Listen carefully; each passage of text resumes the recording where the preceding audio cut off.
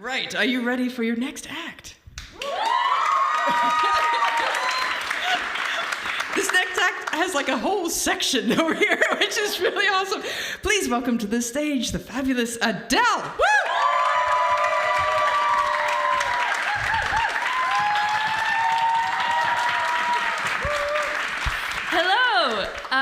My name's Adele. I'm a biology student. I love plants, and I just finished exams. Has anyone else here just had exams? Yeah, you know. Ironically, what's caused me so much stress this past month hasn't been so much, the threats to life on Earth as we know it, but rather the courses about life on Earth themselves. I mean, I've had some amazing courses this year, from biochemistry to genetics to, life on Earth. Biochemistry taught me about the structure of tiny enzymes. Genetics showed me those enzymes having a visible impact on human life. And it made me fall in love with fruit flies. I mean, fruit flies are in every single genetics experiment. They're sort of like, to a geneticist, what a nude model is to an artist. And I love my fruit flies so much that I couldn't possibly throw away the rotting potatoes in my kitchen. Because unlike my 5 human roommates, the fruit flies love the smell of rotting potatoes. And they're not the only ones, because there's definitely some other stuff growing on there too. But that's besides the point. My last course, Life on Earth, covered, life on Earth, or more specifically, 3.5 billion years of evolution of life on Earth. And this cute little chunk of content was covered with 3 possible essay questions from anywhere plucked from the first gooey forms of life to whatever's going on today. And it got me thinking, maybe biodiversity loss isn't so bad. Because at least it would narrow down the examinable lecture material. I mean, seriously, surely nobody would mind if I nudged a few species closer to extinction. I mean, nobody needs one more species of mosquito.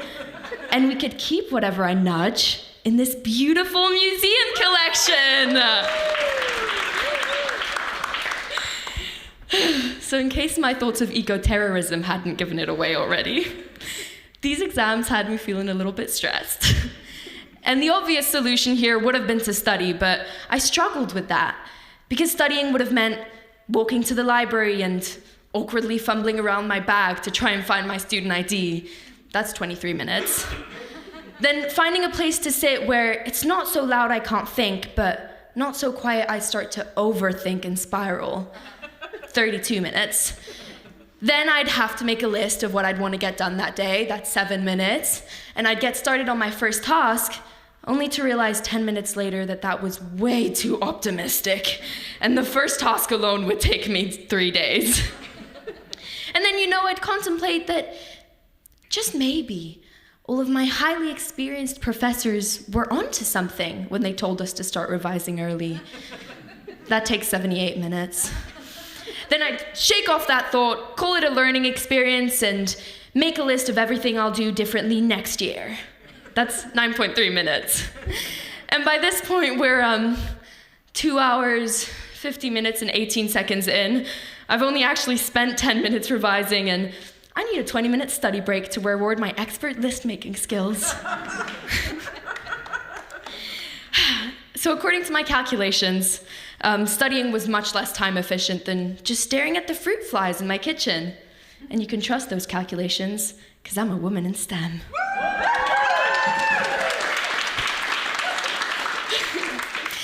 Has anyone here read Braiding Sweetgrass?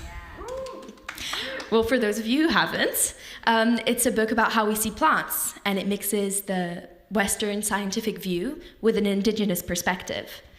And after reading it, I realized there's way more to being alive than just being an animal. I mean, plants are alive too. And as a vegetarian, this makes things very awkward. But, plants grow, they respond to the world around them, and they have hormones, which is more than you can say for men.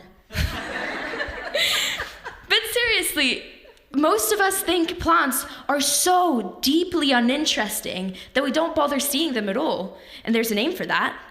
To a scientist, it's called plant blindness. Or, to a tree, it's just plain rude. But I think it's so silly because imagine if we did the same thing with pets, pet blindness. Imagine a world with no silly videos of dogs chasing their tails or cats sassily pushing things off of shelves. I mean, we'd be missing out on so much. And I think the world would be much better if we all noticed plants, because we'd have so many more friends. I mean, you could hug your cat, and I could hug my favorite tree. Oh, and sorry, what's that? Your dog is your best friend?